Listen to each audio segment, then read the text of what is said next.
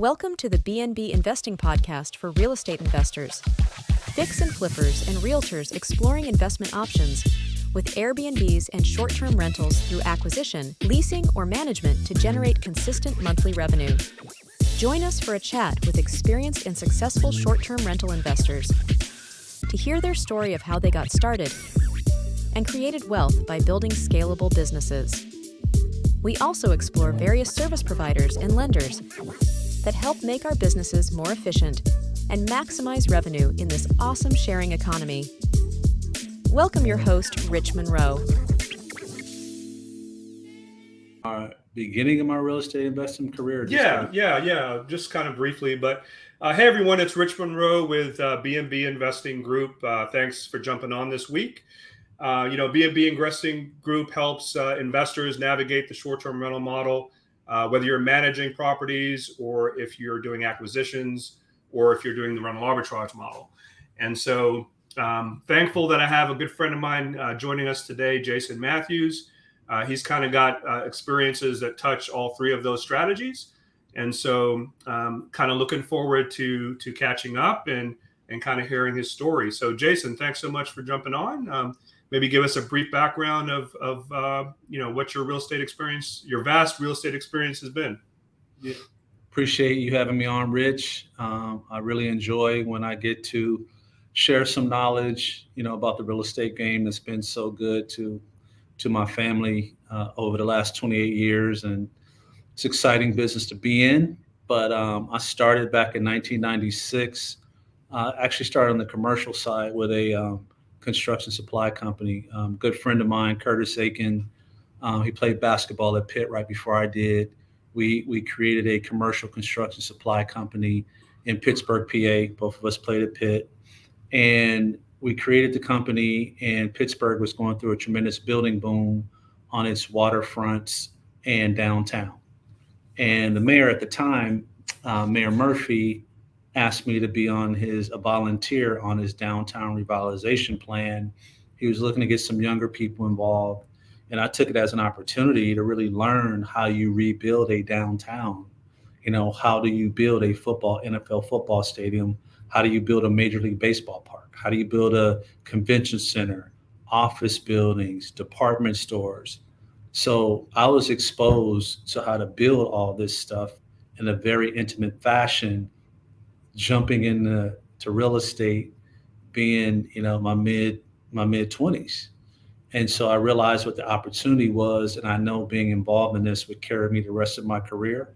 So I was really in the moment, even though I was working like 15 hours a day, 18 hours a day, exhausted. But we had several contracts, construction supply contracts on these projects. And I went to every engineer meeting, went to every architect meeting.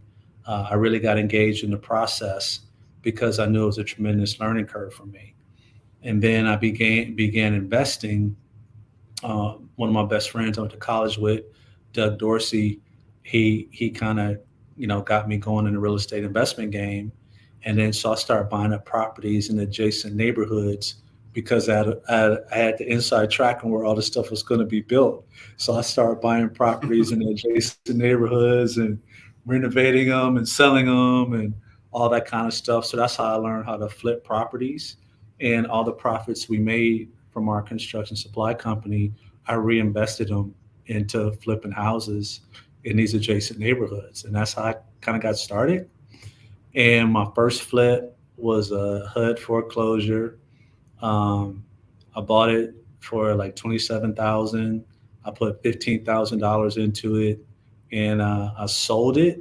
And I remember getting a check for like $7,902 and some cents at the closing. I was staring at it. I was looking at it. I was staring at it. I said to myself, this is how you're going to make a living the rest of your life. And nice. That's what happened. Yeah. And after I got going, I knew that my grandmother owned her house. She owned the house next door and the house around the corner. So after I got going, my mom started telling me just the history of how my grandmother pulled off those three deals. And I was like, okay, this is in my DNA. I said, okay, this is in my DNA. So be very comfortable in this space. And that's what like got me started. And I had great mentors. Um, John Palusi, phenomenal real estate career. He's done a lot. Was my first real estate mentor. My uncle Herm Tomer, land development guy, was like my second major mentor. So I've really benefited from some giants in the business, really, teaching me the game. And bankers, Jim Rohr, CEO of PNC Bank, helped me. A lot of other bankers, Ron Hunt, that was at National City, he helped me. A lot of good people like Will Hines, John Lehman. I go down the line. Like a lot of people really embraced me and Nice.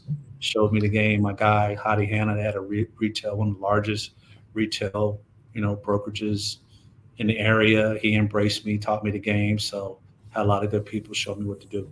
Very cool. Very cool. So, what got you introduced or starting with short-term rentals? We moved to Tampa 6 years ago, and before we moved, a good friend of mine, Gerald Jones, who worked in Pittsburgh with Major League Baseball. We became friends in Pittsburgh, and then he moved his family to the Tampa area. And I reached out to him when we knew we were moving. He's like, Jay, instead of flipping houses like you guys do in Pittsburgh, you really need to look at the vacation rental game, and you guys would do really well. And thanks to Gerald, Jules and I started doing a bunch of research on vacation rentals, short-term rentals, understood the snowbird factor of the Canadians and the Northeasterners and the Midwesterners coming down to Florida to get out the cold weather. And so we studied it before we moved. And then once we, start renovating properties and things of that nature, we realized that we didn't want to get started until we had like some good property management companies. So we actually started with 7 properties because we were in the middle of renovating 7 properties, and we said instead of selling them, that we were going to operate them as short-term rentals, and that's how we got started. And I'll tell you just funny story, appreciative story. We had no idea how we were going to actually furnish 7 properties. That was Hmm. not in, that was not in the rehab budget. So Jules and I, Jules and I being creative. Uh, I don't know if she came up with it or if I came up. Doug, my best friend Doug Dorsey. Doug was like, Jay, go to Rent a Center, set it up, lease all this stuff from Rent a Center, and then when you can afford to buy your own stuff, they allow you to turn it in. I was like, what? He's like, yeah, go to Rent a Center. So we literally furnished our first 7 properties on Rent a Center leased furniture. Nice. Talk about Nice. being creative. Then I went to a furniture place in Ybor City, big furniture warehouse. Went talked to the manager. I said, "Look, here's the deal. We've been in this for a while. We know what we're doing.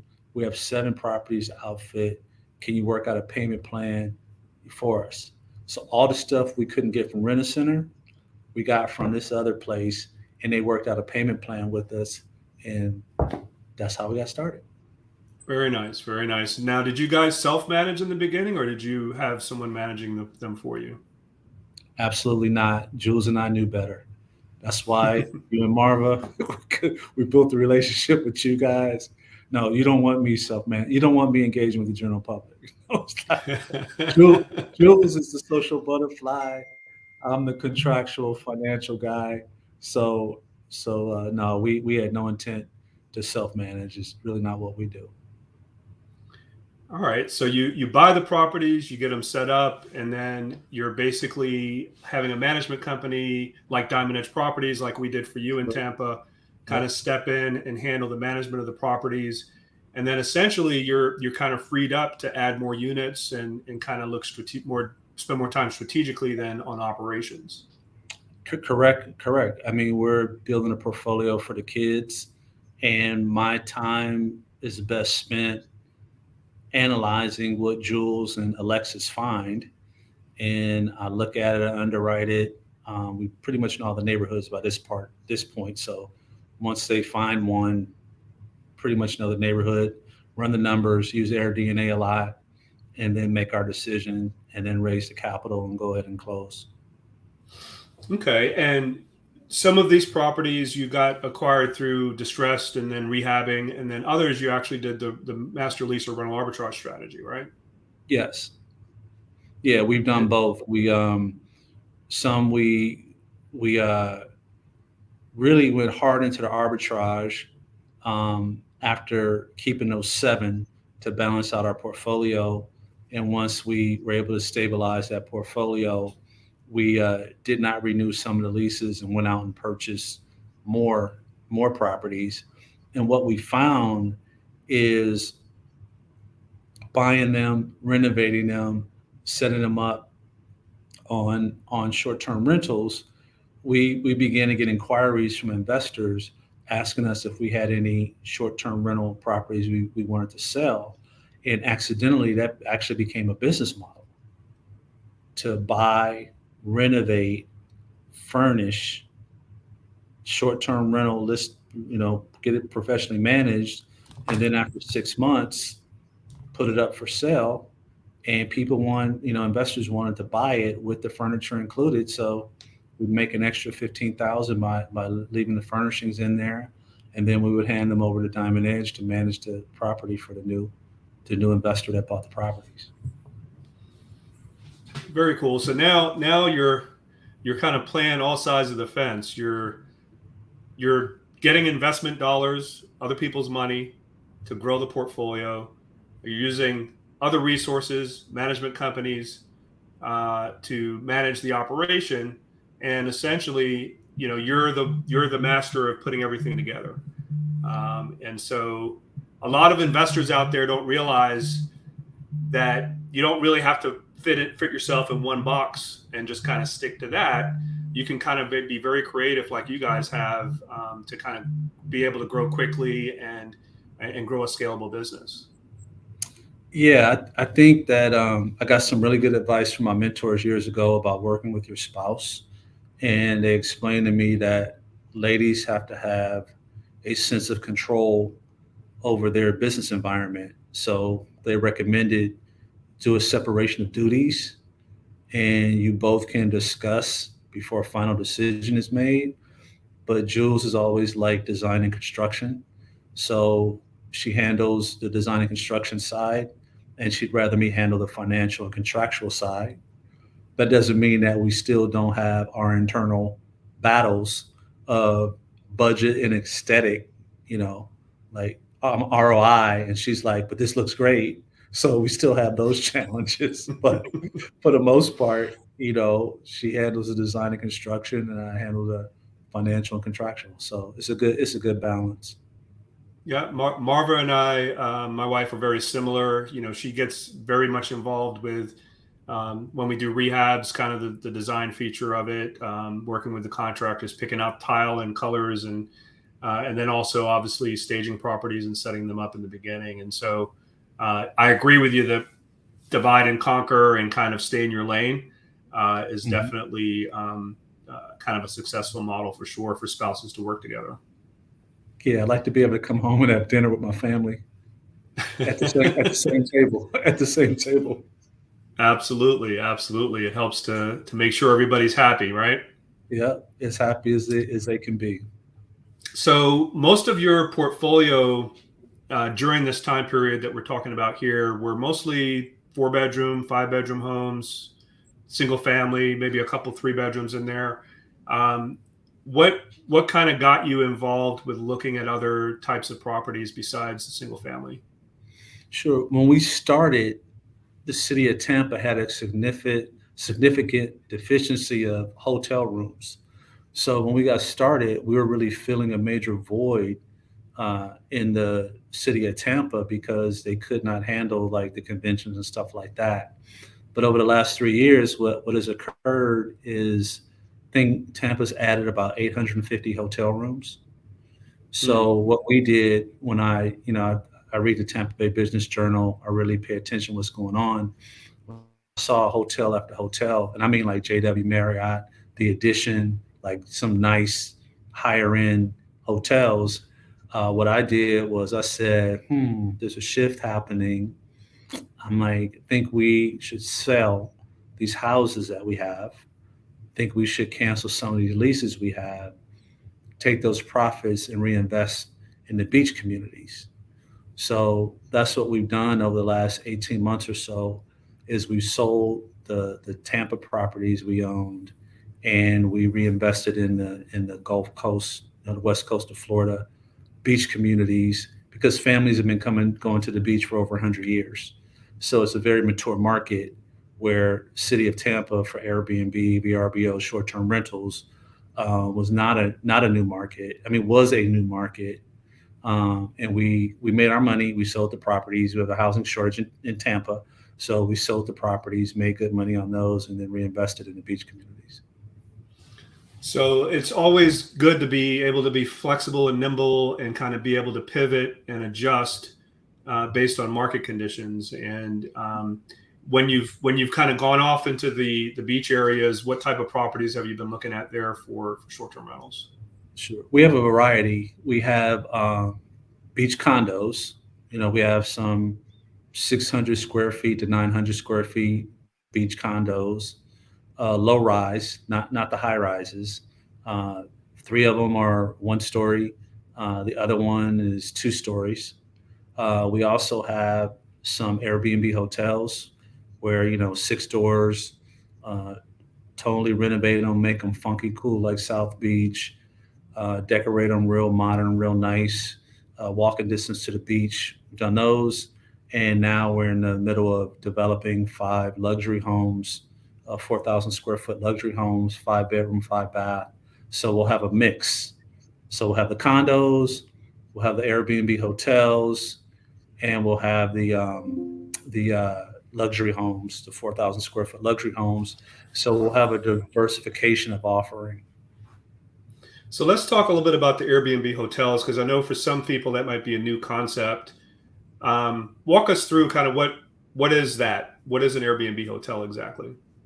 So the phrase Airbnb hotel, you take a apartment building, multifamily building, and kind of like what Sonder has done, and you convert it to short-term rentals. So we have a West Palm Beach 9 unit, newly renovated apartment building that we master lease. We don't own it. We master leases, arbitrage it. 9 units, right. Half a block from the water, um, close to the marina. Very nice location. 7 minute Uber ride over to Palm Beach, right across the bridge. And we master leased all 9 units, and we put all the units on Airbnb, VRBO, other platforms, and people come and book and stay. Then in the other beach communities, we have some that we own where they were old motels. We totally renovated them, updated them, made them look real nice, and people come in and stay there. And in the state of Florida, from 5 doors to 24 doors, you can obtain a motel license, and that motel license allows you to do daily rentals on it.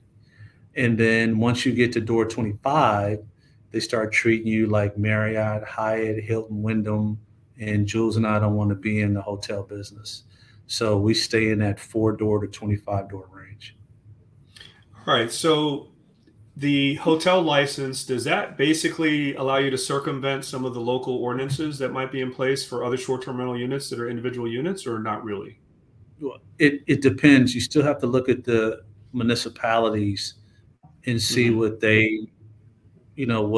regulations and codes they have on the books. So it's a motel license, not a hotel license. So 5 doors to 24 doors, motel with an M. Got it.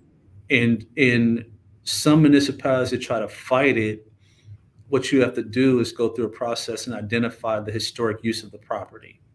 So one of our properties right now, the historic use of the property was a short-term rental, and the city was trying to say that that's not accurate. But our phenomenal attorney has done some digging and some homework, and it's been pretty much able to show, that historically this particular property with studios that are small. In a beach community, this is what it's always been. In a beach community, families come on vacation and they stay close to the beach in these motels. That's in Florida, every motel that was built in a beach community was for vacation, for Right. families to come and or individuals to come and enjoy their vacation, or snowbirds that come and want to get out the cold weather. Hmm. So you just have to look at, we use municode.com. Municode.com covers every municipality in the country and gives you their housing and residential policies and regulations and laws and stuff like that. So you still have to check that, but don't be afraid to fight. On Hmm. this particular property, we were not afraid to fight. We were like, this is a beach community motel. Like, are you kidding me? Like, it's always been used for that.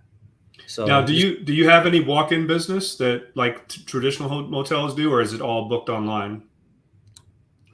all the background check and everything. Yeah. Gotcha. No Gotcha. That's walk-ins. key. No Nope. walk-ins. No. No checking in at 2 in the morning No. with a case of beer. No. No. No. No. We are not in that business. And we're not in the business of people coming on their lunch breaks, staying for a couple hours and then going back to work. Yeah. We're not in Yeah. that business either. Got it. And so we have a question in the comments. We had a couple comments actually. Folks are saying, "Hey, I guess when you were describing your experience, somebody called you a gangster." I'm not able to say who's saying what, but it may be one of your buddies. But we also got a comment: "Good man, focus on growing and scaling and not being in the weeds." Great idea. And then we have a question about how do you prospect for Airbnb hotel deals? Jules has always been phenomenal at finding deals. It's hilarious. She sent me a text message like an hour ago. Like, babe, I was just driving down the street. My eyes went to a property, and automatically I start going through the rehab in my head. So she is, you do it for so long. She's been at it full time for 24 years that she just knows, how to do it. So she Right. finds a lot of them. And then we have a phenomenal, I don't like to call Alexis just a realtor, because Alexis is much more than that. She's an investor. She's a developer. She's just phenomenal. So her and Jules do a great job of finding deals. My buddy Joe Ebanks, Joe's a phenomenal wholesaler. He's found a lot of deals for us. And the RIA groups, as you know, being in the RIA groups, you can find deals there as well. So that's how we've been able So to, yes. yeah, so that's awesome. So on the master lease 9 unit beach property that you did, so most of my experience with master leasing multi-units, I usually start out with 1 or 2 units, and then the owner of the building is like, "Wow, this is really cool. This properties are staying in great shape. You're paying me every month compared to my other tenants." As other long-term tenants are expiring, we get the other ones converted, and before you know it, we're at 20 units, and we've got the whole building. How did you get the 9 units in that master lease? Was it a different situation? Did you kind of pick them all up at the same time? Yeah, we picked them up all at the same time. What happened is a realtor in the area who I met at a real estate investment conference gave me a heads up on the deal. And she was like, you can get all 9 because they just renovated them. So they haven't even had tenants yet because they just finished the renovation. And they're not even 100% finished with the renovation. So we were able to approach, the owner and say, hey, we'll master lease the whole thing. And that's what we ended up doing. And one thing we learned, and I'm glad you walked everyone through how you and Marva approached getting, a whole building, because we've realized that you don't want to mix short-term rentals with long-term rentals, because the long-term rental people get pissed off and they start Yeah. saying things that are not true about your short-term rental guests.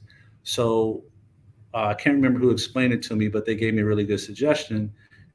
They said, Jay, if you can't get the whole building, try to get a floor. Like if it's a Yeah. 3, 4, 5-story building, try to get a floor so your short-term rental folks are not on the same floor as the long-term rental folks.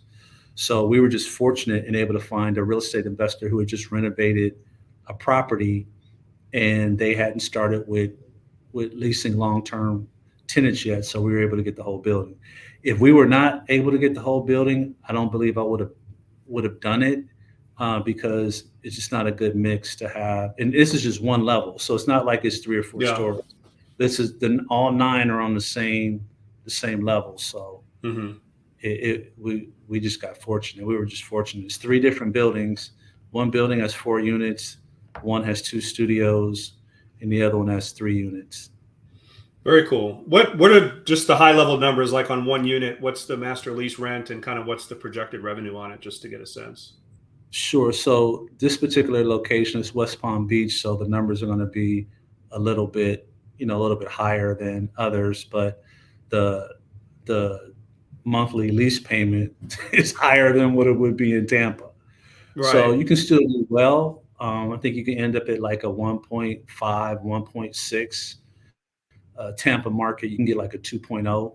You can get double, but you can get long-term rental rates in that market, probably like 1.6, 1.7 is probably what you can Okay. get.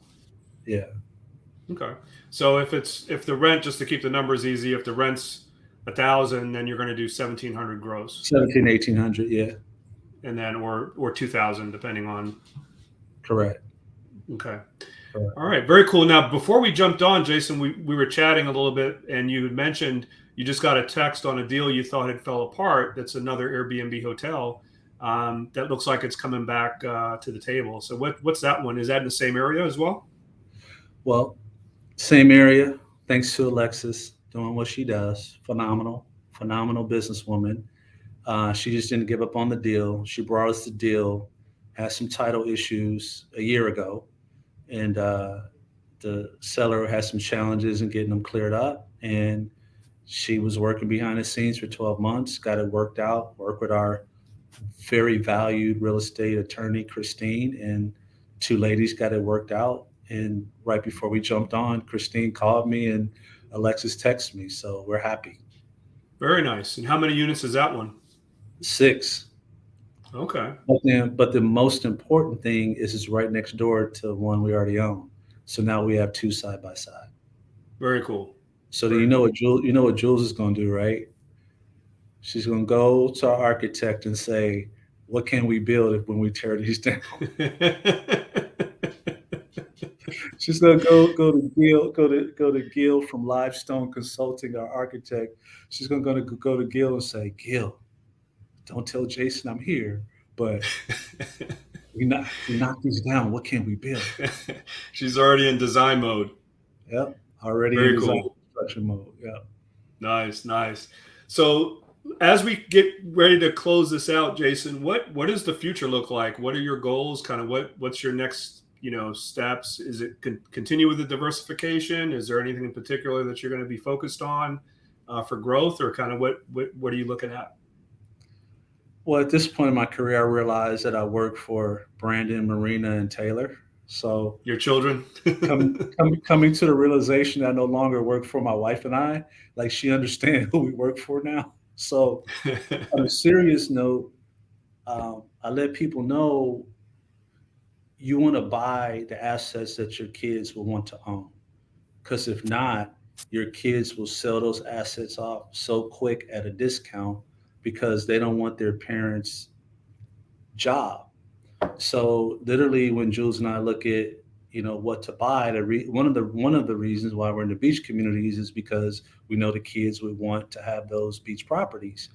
And I have these discussions with a lot of my friends that have been at it for a while. Um, One gentleman in my real estate investment group owns 700 single family homes in a particular state. I pulled him to the side and I said,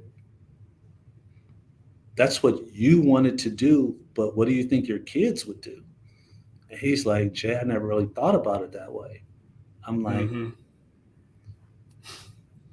they're probably not going to want to do that. So you may want to buy a multifamily, sell a bunch of those, buy a multifamily in a metropolitan area, and that would be an asset that your kids would probably want to hang on to, a 200, 250, 300 unit multifamily, buy self storage, low maintenance, low management, self storage, RV park.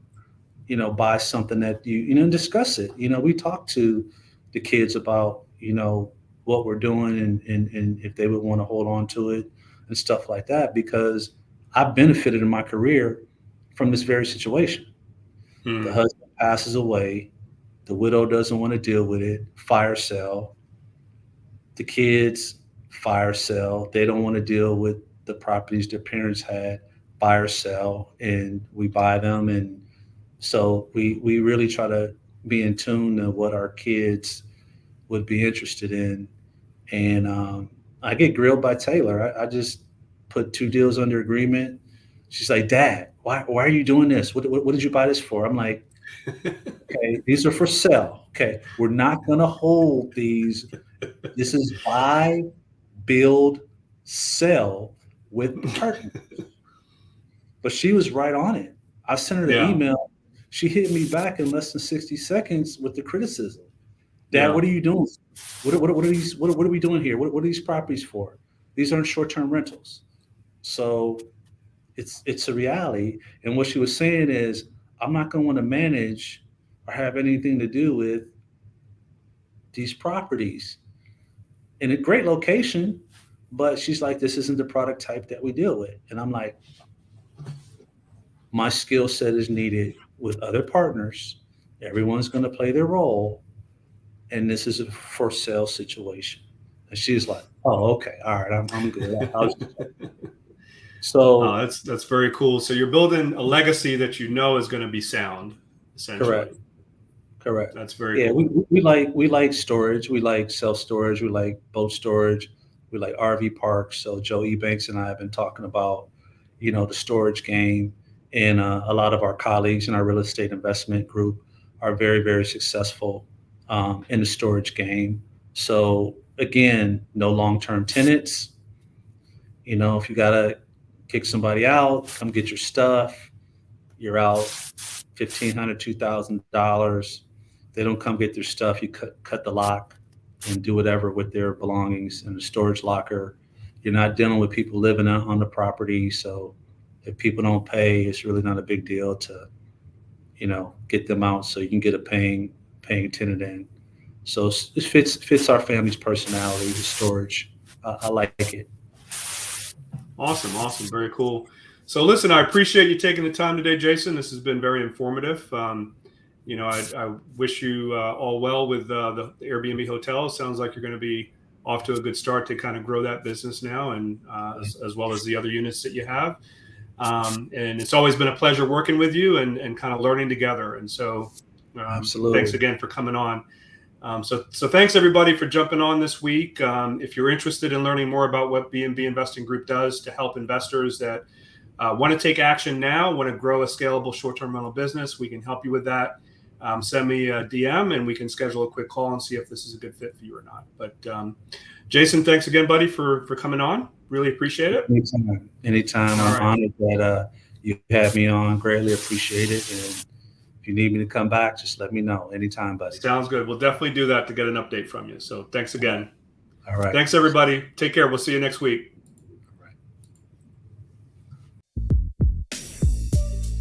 Thanks for jumping on the BNB Investing Podcast this week. Please click on the subscribe and like button below. For more trainings, property tours, and content, you can join my BNB Investing Facebook group by clicking below. If you are ready to grow your short-term rental portfolio and maximize your monthly income, you can click on the link below to schedule a quick strategy call with Rich or someone from his team to see how we can help or point you in the right direction. Stay tuned for our next episode and hope to see you on the BNB Investing Group podcast.